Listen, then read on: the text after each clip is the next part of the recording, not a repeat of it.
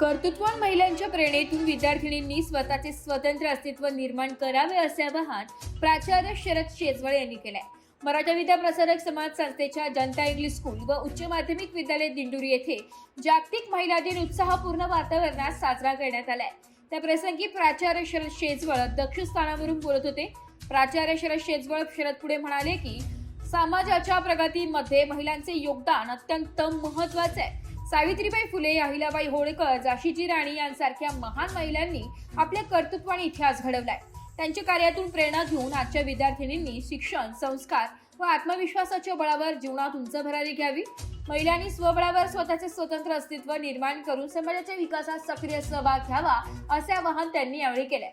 कार्यक्रमाची सुरुवात विद्येची देवता माता सरस्वती व क्रांतीज्योती सावित्रीबाई फुले यांच्या प्रतिमेचे पूजन करून करण्यात आले.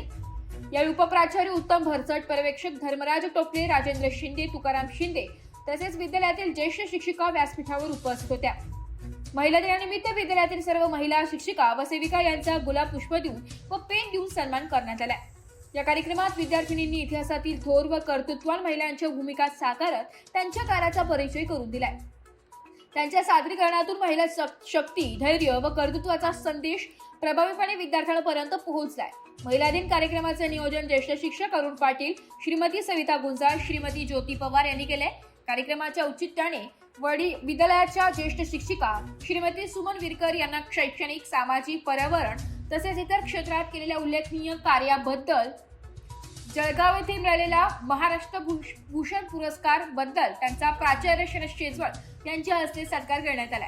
तसेच इयत्ता 8वीतील विद्यार्थी कु साहिल इंगळे याचे पालक संदीप इंगळे यांनी विद्यालयाच्या नूतन इमारतीच्या बांधकामासाठी 11,000 रुपयांची देणगी देऊन शाळेप्रती आपला सहभाग नोंदविलाय.